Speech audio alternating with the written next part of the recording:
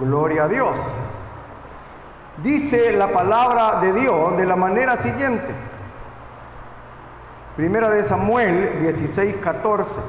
El espíritu de Jehová se apartó de Saúl y le atormentaba un espíritu malo de parte de Jehová. Y los criados de Saúl le dijeron: he aquí ahora un espíritu malo de parte de Dios te atormenta. Diga pues nuestro Señor a tus siervos que están delante de ti, que busque a alguno que sepa tocar el arpa, para que cuando esté sobre ti el espíritu malo de parte de Dios, él toque con su mano y tengas alivio. Y Saúl respondió a sus criados: buscadme pues ahora alguno que toque bien y traédmelo. Entonces uno de los criados respondió diciendo: he aquí, yo he visto a un hijo de Isaí de Belén que sabe tocar y es valiente y vigoroso y hombre de guerra, prudente en sus palabras y hermoso, y Jehová está con él. Amén. Gloria a Dios. ¿Cuántos dan gloria a Dios, hermanos? Pueden tomar su asiento, hermanos. Gloria a Dios.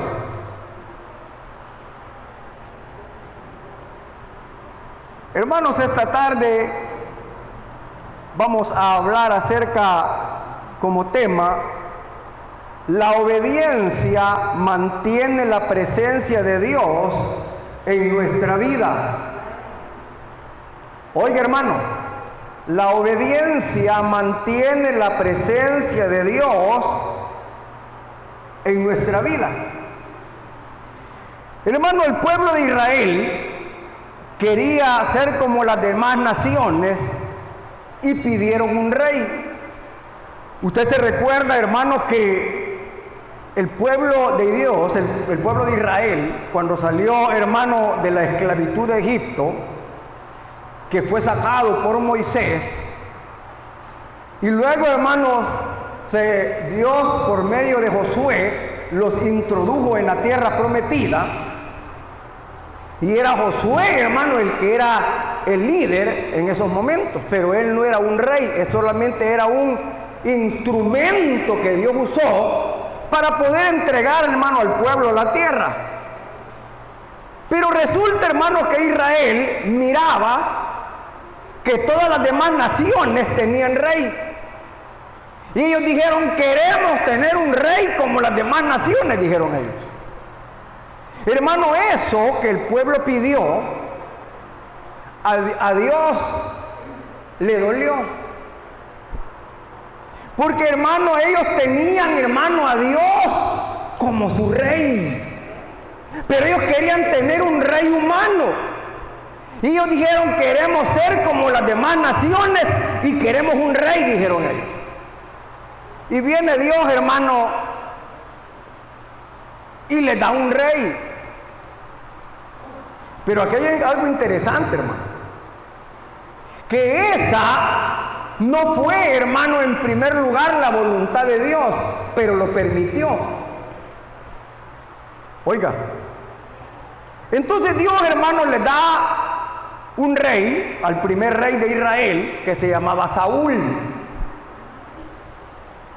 Hermano, en un comienzo, Saúl mostró humildad y obediencia, que son características, hermano, importantes para ser un buen servidor de Dios. ¿Cuántos dicen amén, hermano? Hermano, cuando Dios, hermano, le da como rey a Saúl, como le digo, si usted lee la palabra de Dios, o ya lo ha leído por ahí, se va a dar cuenta, hermanos, que en un comienzo Saúl mostró mucha humildad y obediencia. Y eso le agradó a Dios, porque es algo importante, hermano. Es una de las características más importantes para un servidor de Dios. Pero con el tiempo, hermano, Saúl se aparta de la obediencia al Señor, a Dios. Entonces, hermano, eso provocó que Dios lo desechara como rey de su pueblo. Hermano, y mire qué tremendo, hermano. La desobediencia de Saúl, del rey, provocó que Dios lo desechara como rey. No fue desechado por otro motivo, sino por desobediencia. Hermano, la desobediencia, hermano, nos puede, hermano, traer graves consecuencias. No solo eso, mire qué tremendo, hermano. No fue, hermano, que de primas a primeras, hermano, Saúl desobedeció una vez. No fue una vez, hermano. Fueron muchas veces. El Señor le decía a Saúl, haz esto, y él lo hacía a medias. Porque la desobediencia a medias es desobediencia a Dios. Pero ya cuando el Señor, hermano, ya lo había perdonado muchas veces, le manda un profeta y le dice: se agrada a Dios de los sacrificios más que de la obediencia, le dice. Porque Dios, hermano, se agrada de la obediencia. Nosotros, hermanos, podemos sacrificarnos, nosotros podemos traer sacrificios, nosotros podemos hacer ciertos esfuerzos, pero si no hay obediencia, a Dios no le agrada. Mire qué tremendo lo que le pasó a Saúl, hermano. Mire, versículo 14 que leímos. No solamente, hermano, la desobediencia provocó que Dios lo desechara como rey, sino que el Espíritu de Dios se apartó de él. Qué terrible, hermano. Mire el verso 14 como dice. Dice ahí: el Espíritu de Jehová se apartó de Saúl. Y mire, y dice: y le atormentaba un espíritu malo de parte de Jehová. Qué tremendo esto, hermano.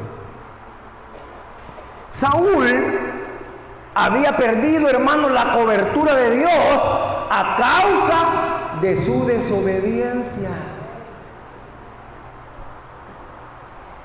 Si hay algo, hermano, que nos puede traer graves consecuencias, como le digo, es la desobediencia. ¿Por qué, hermano, fue destituido Adán y Eva del jardín del Edén?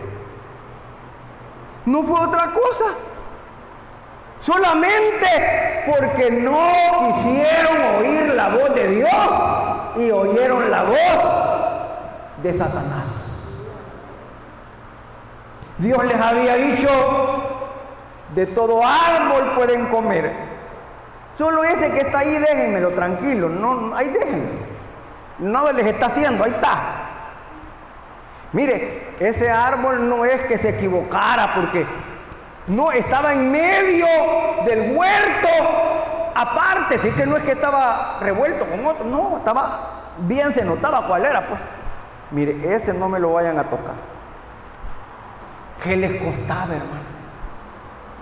Pero el problema es que los seres humanos, hermanos, somos duros a obedecer. Las cosas son sencillas, solamente tienes que hacer esto, esto y esto. Pero no, díselo, es que no me gusta esa manera, no me gusta. Y viene el diablo, como es mentiroso, se aparece y le dice a ellos: así es que Dios les ha dicho que no coman de todo árbol. Fíjate bien, hermano. Si usted lee la palabra de Dios, se va a dar cuenta cómo Satanás tuerce las escrituras a su conveniencia. Porque él le dice a ellos, así es que Dios les ha dicho que no coman de todo. No, hombre, este diablo está equivocado, dijo la mujer. Le voy a tener que explicar, hermano, usted no ande hablando con el diablo, hermano. Le voy a tener que explicar al diablo porque está equivocado, dijo Eva, y se puso a hablar con el diablo. No, estás equivocado, serpiente, te voy a explicar, le dijo. No es así, sino que de todos los árboles podemos comer menos de ese que está allí. No, le dijo la serpiente, Dios es mentiroso, Él sabe que si ustedes comen van a ser igual que Él. Y mire, hermano, prefirieron creerle al diablo y no a Dios. Saúl, su desobediencia le hizo perder, hermano, la cobertura de Dios. Y dice la palabra que el Espíritu de Jehová se apartó de él. Y le atormentaba un espíritu malo de parte de Jehová. Hermano, la obediencia mantiene la presencia de Dios en nuestra vida. Oiga, la obediencia, ¿cuántos están en obediencia aquí, hermano? Hermano, la obediencia mantiene la presencia de Dios en nuestra vida. ¿Queremos tener la presencia de Dios, hermano? Seamos obedientes. Amén. Es importante, hermano. Mire, como creyentes, hermanos, debemos cuidar nuestra relación con Dios. Tenemos de cuidarla. Porque lo que sostiene, hermano, nuestro privilegio no son nuestros talentos, no son nuestras habilidades, sino, hermano, la obediencia que mantengamos a Dios.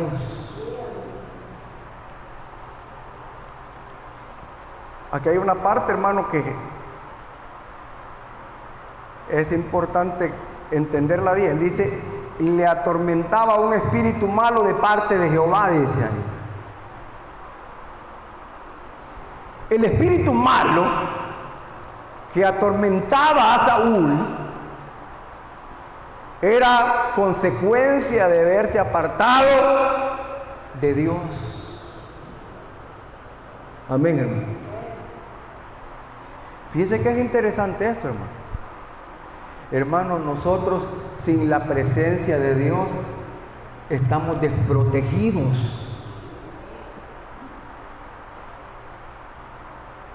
Amén. Hermano, sin la presencia de Dios estamos desprotegidos. Hermano, esa barrera que nos protege, que nos cubre, hermano, cuando pecamos no hay barrera. Porque ese espíritu malo venía y atormentaba a Saúl. Ese espíritu, hermano, era permitido por Dios, porque Dios no tiene espíritus malos.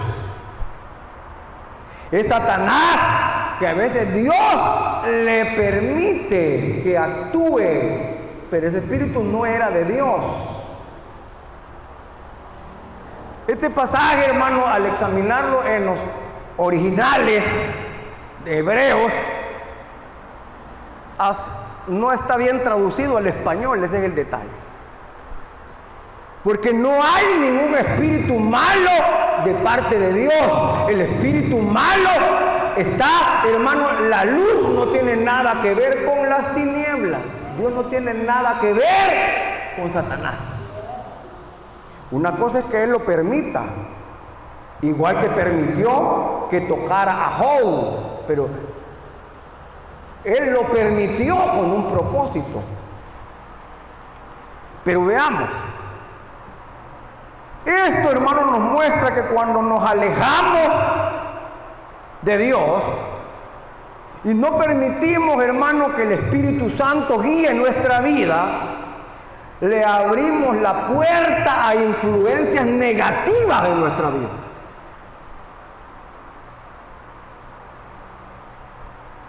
Es tremendo, hermano. Hace poco fuimos a orar por ahí con unos hermanos. Después de la reunión de oración que tenemos los miércoles, fuimos a orar a un hogar por unas personas que ellos decían que en una esquina de su casa por ahí le habían llegado a decir que ahí había una presencia maligna en una esquinita por ahí.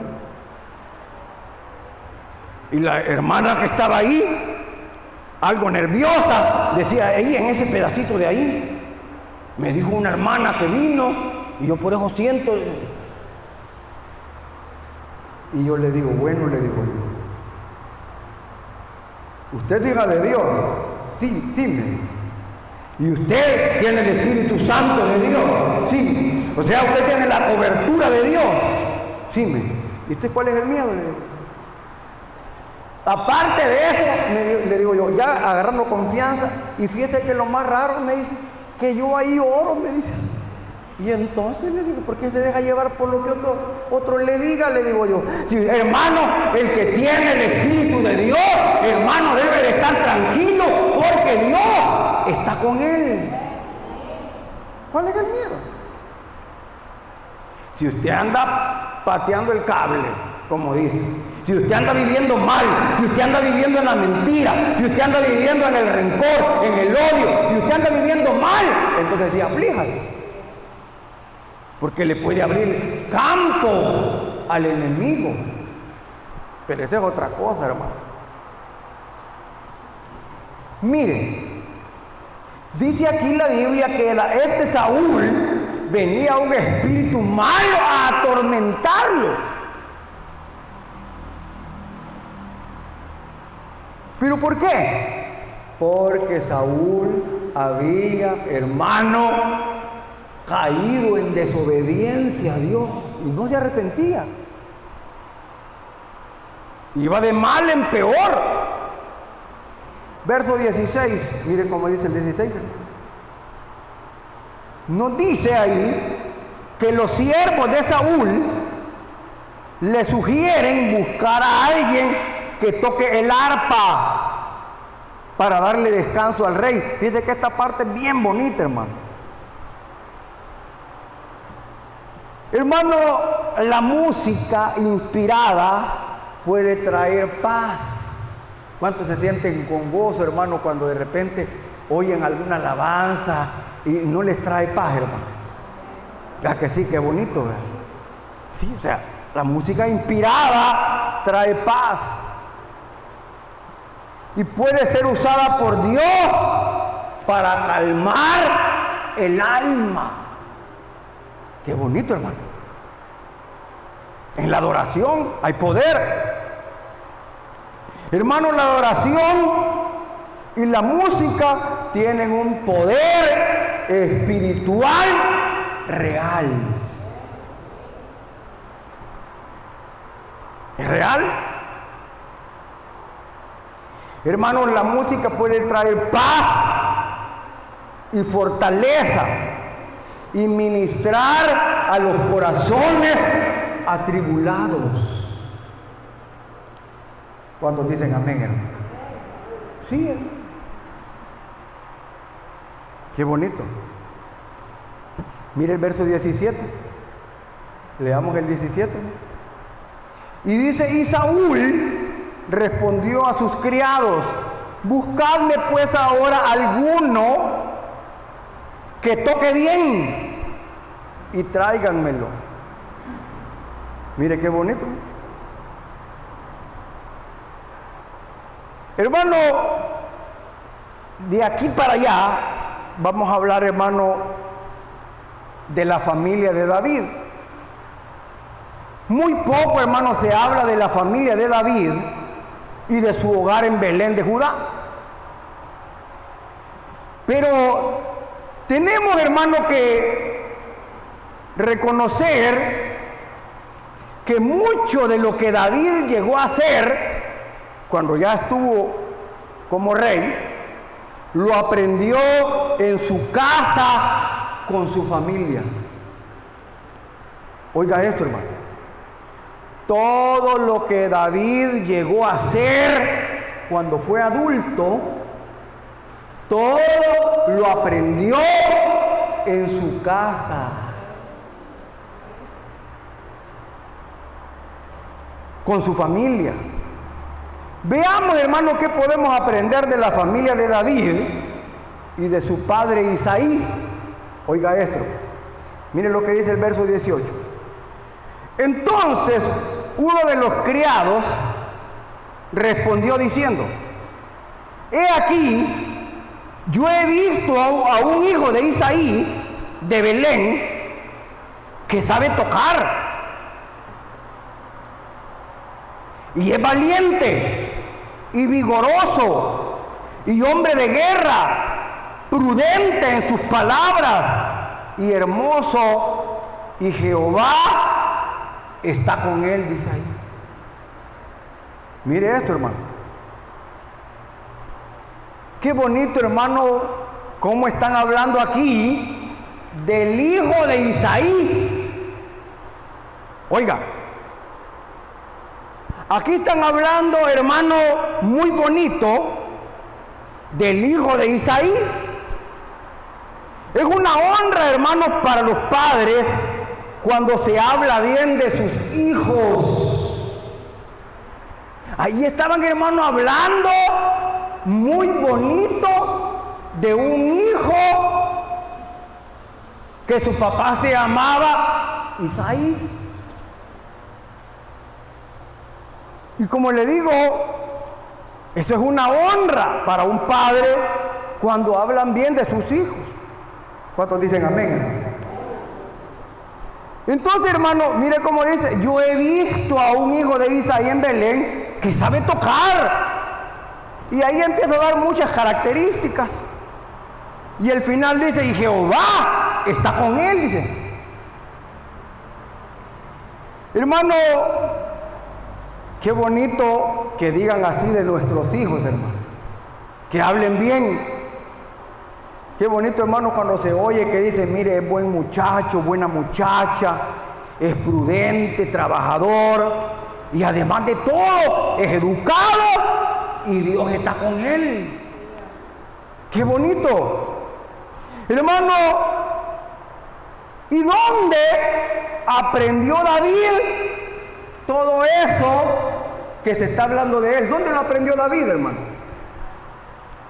En la iglesia. No había iglesia en esa época. No había. Hermano, todo se aprendía en la casa. ¿Cuántos dicen amén, hermano? Fíjate que en el año 1900 no habían escuelas en El Salvador.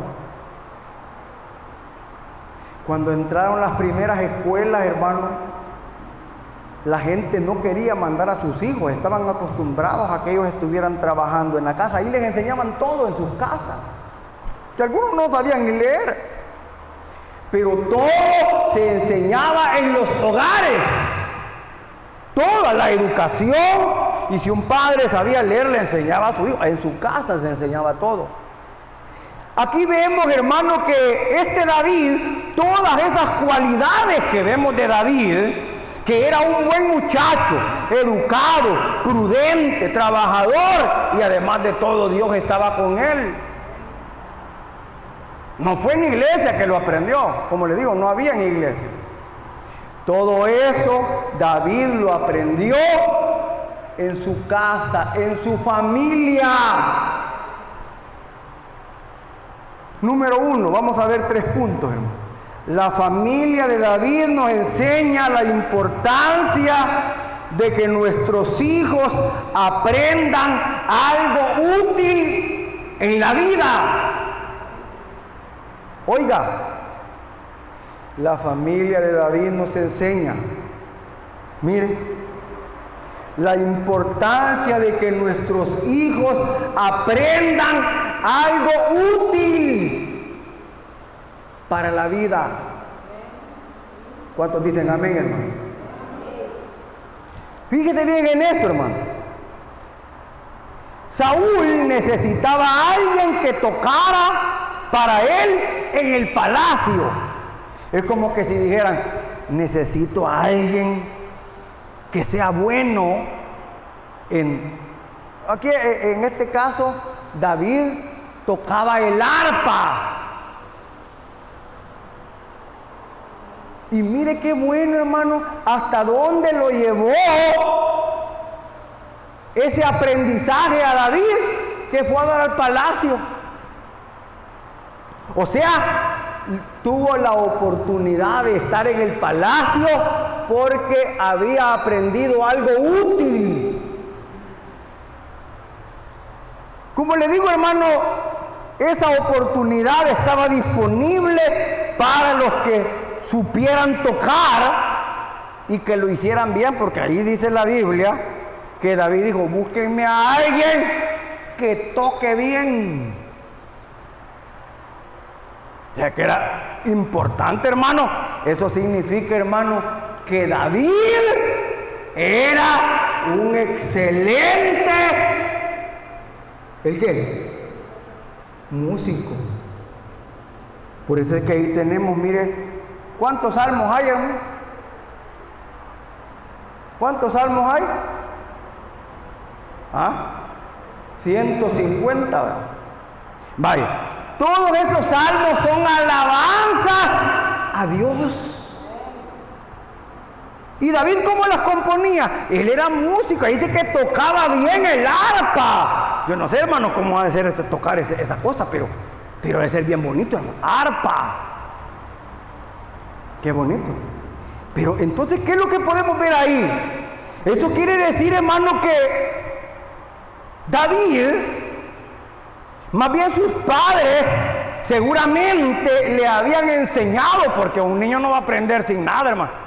Primero hay que comprarle una arpa para que toque. ¿Cómo va a tocar o cómo va a aprender si no tiene una arpa? O como le diga, aprender a tocar guitarra. Pero no tengo. Pues ¿cómo va a aprender si no le enseñan, si no tiene una? Entonces lo que podemos ver ahí, que muy de seguro sus padres se preocuparon para que David aprendiera algo útil en la vida. ¿Cuántos dicen amén, hermano? Eso significa, hermano, que los padres debemos de preocuparnos porque nuestros hijos aprendan algo, hermano. Que estén haciendo algo, hermano, tocando algo. Pero a veces no tocan nada. Lo único que tocan es el celular, día y noche. Pero usted les dice, ¿podés tocar algo? No, nada. ¿Aprende algo? Nada. Pero Isaí, en la familia de David sabía tocar bien el arpa. Ese es lo primero. Si los papás no podían tocar, tal vez buscaron a alguien para que le enseñara. Eso nos habla, hermano, de la importancia de que nuestros hijos se preparen y que aprendan algo útil en la vida. ¿Cuántos dicen amén, hermano? Es importante, hermano. A uno antes le decía, mira, aprende algo, aprende un oficio, aprende a hacer algo, aunque sea. Porque es importante, hermano. Veamos, las oportunidades en la vida, hermano, siempre van a llegar, pero el problema es que a veces no están preparados porque no saben nada. Fíjate que si llaman a los niños, vengan, y le preguntan, yo ando buscando trabajo, dice un joven, ¿y qué puedes hacer? Nada, cualquier cosa. O sea, ellos no saben hacer nada.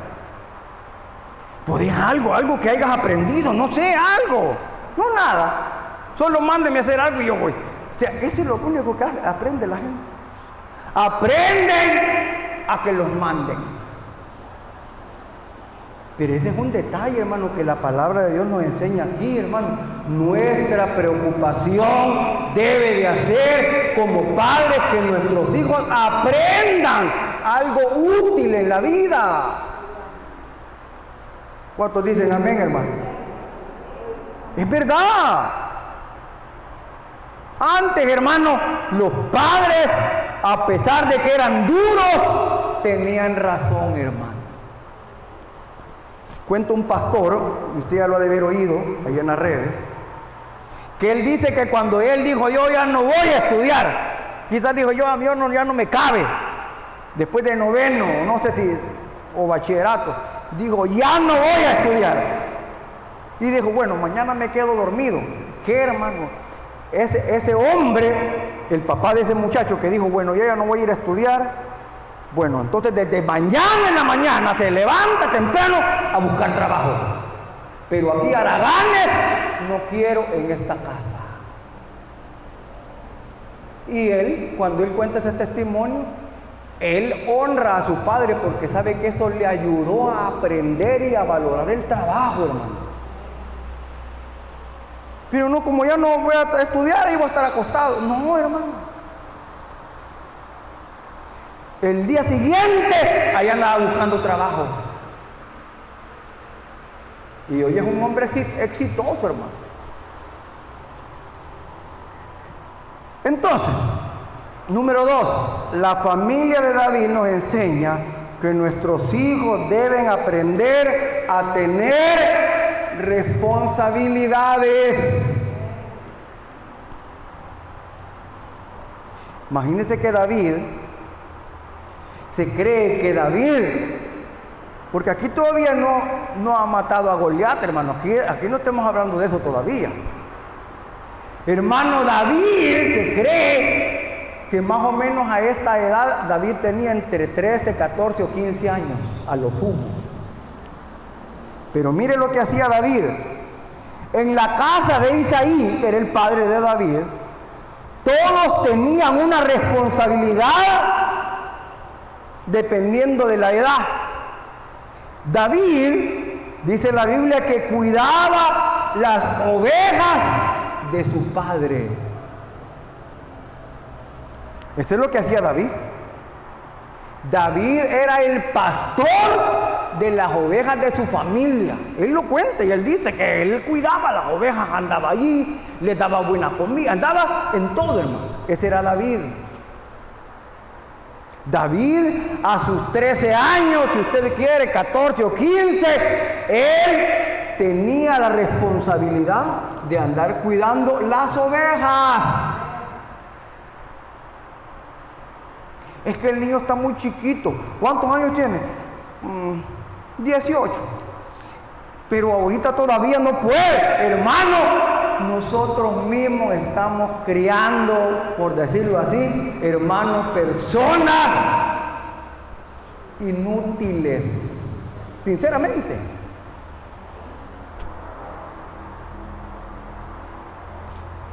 Miren, hermano, las responsabilidades, aunque parezcan pequeñas, sirven, hermano, para enseñarnos la obediencia y un espíritu de servicio. ¿Cuántos dicen amén, hermano? Sí, hermano. Usted deje responsabilidades a sus hijos, hermano. Me voy todo el día, hay que quedarte acostado. No, hermano, ese es pecado. Mira, hijo, cuando venga, quiero aseado tu cuarto y me lavas los trastes. 2 tareas, hermano, fáciles. Levanten los hombres que saben lavar trastes aquí, hermano. Allá 3 que están allá atrás, 4, 5, yo sé que los demás también, lo que pasa es que se hacen los que no. Pero, hermano, yo sé que, hermano, lo hemos hecho. Pero, hermano, las responsabilidades, aunque sean pequeñas, van a ir formando el carácter de nuestros hijos.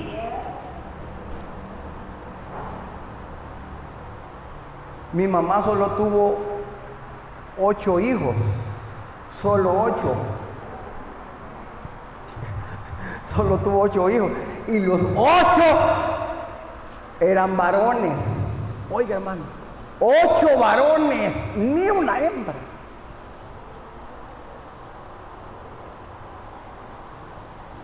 Se murieron varios, casi la mayoría, por accidentes y cosas tremendas. Pero solo quedamos 3 varones. Mire, nosotros, como mi mamá se tenía que ir a trabajar, nosotros teníamos que hacer todo en la casa. Planchar, lavar ropa, hacer comida, porque ellos andaban trabajando. Porque las responsabilidades, hermanos, nos ayudan. Las responsabilidades, hermanos, nos ayudan.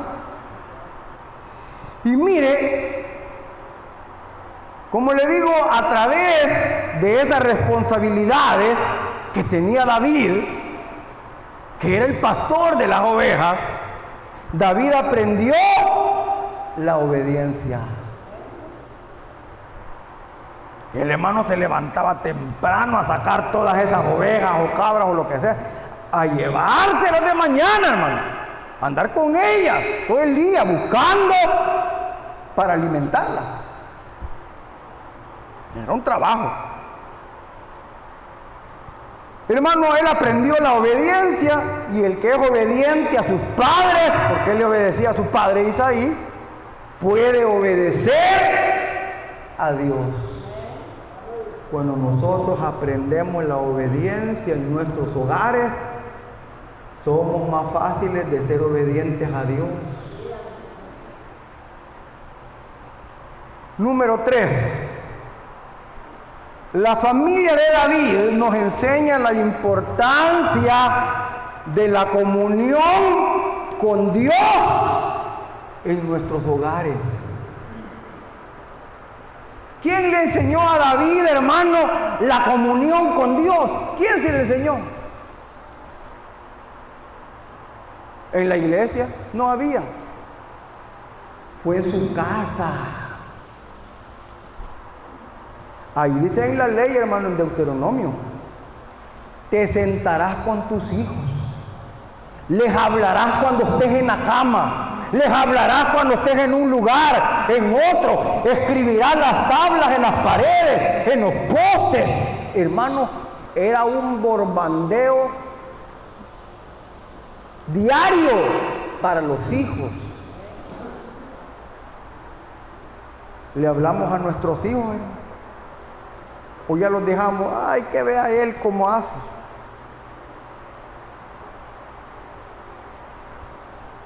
Mire, David aprendió a tener comunión con Dios en su casa, con su familia. La verdadera educación y la verdadera comunión con Dios se aprende en la casa. Mire, esa comunión con Dios es la que refleja David en su manera de actuar y de hablar. Porque ahí dice, mire cómo dice ahí. Dice que, por eso decían de David, que David se le notaba porque era prudente en sus palabras. ¿Qué significa eso? Ese era un hombre educado. Él no andaba irrespetando a nadie. Era educado. ¿O no? ¿Sí?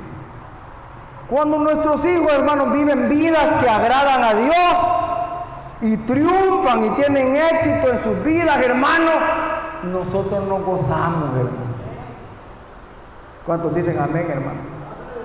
¿Cuántos se gozan por los triunfos de sus hijos, hermano? ¿Ah? ¡Qué bueno! Pues sí. Cuando vemos que buscan a Dios, que son temerosos de Dios, hermano, nos gozamos porque hemos hecho bien nuestra labor de padres. Amén. ¿Sí? Fíjese que cuando un padre ve a su hijo, que le costó, hermano. Porque hay padres que dicen, mire, este no hacía caso. Si yo ahí tenía milenio, así, ¿eh? De veras. Pero mire ahora, un licenciado, un hombre de Dios, un hombre de bien, y se goza, porque sabe que cumplió bien su labor de padre. Qué bonito, hermano.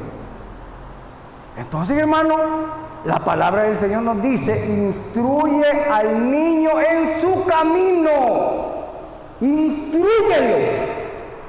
O sea, nuestra responsabilidad como creyentes, como hijos de Dios y como padres es instruirlos.